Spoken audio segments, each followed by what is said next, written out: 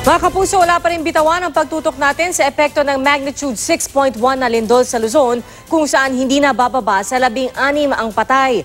Pero unahin muna natin ang mas malakas pang lindol na tumama sa Visayas kanina lamang. Sa tindi po ng pagyanig, edama ito hanggang sa bahagi ng Bicol Region. Pangkaraniwang araw sa grocery store na ito sa Catarman, Northern Samar nang biglang yanigin sila ng magnitude 6.5 na lindol. Habang tumatagal, mas tumitindi ang pagyanig.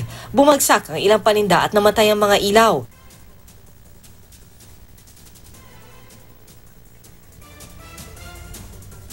Nang humupa na ang lindol, saka naglabasan ng mga naiwan sa loob ng tindahan. Nabalot naman ng takot ang mga estudyante yan sa Tacloban, Leyte. Napa-duck cover and hold sila kasama ang mga tauhan ng paaralan.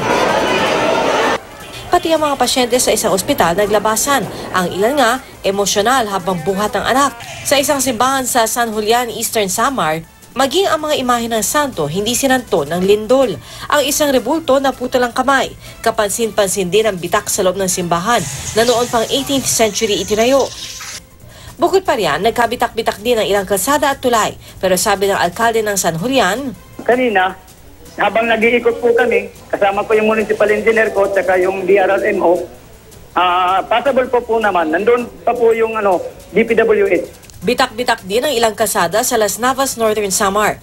Dahil pa rin sa lindol, pinauwi ang mga estudyante sa isang universidad sa Calbayog, Samar. 4 na estudyante ang hinimatay, nalapatan na sila ng paunang lunas. Sa Calbayog pa rin, nabasag ng lindol ang salamin na isang kainan.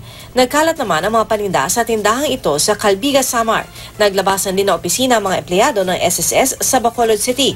Bukod sa Eastern Samar, nadama rin ang lindol sa Bicol Region. Gaya sa Legazpi, Albay, kung saan pinalabas ng mall ang mga namamasyal. Our technical people are assessing the building.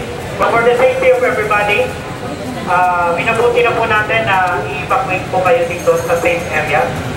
Pinapasok din sila ng mall na matiyak na ligtas na.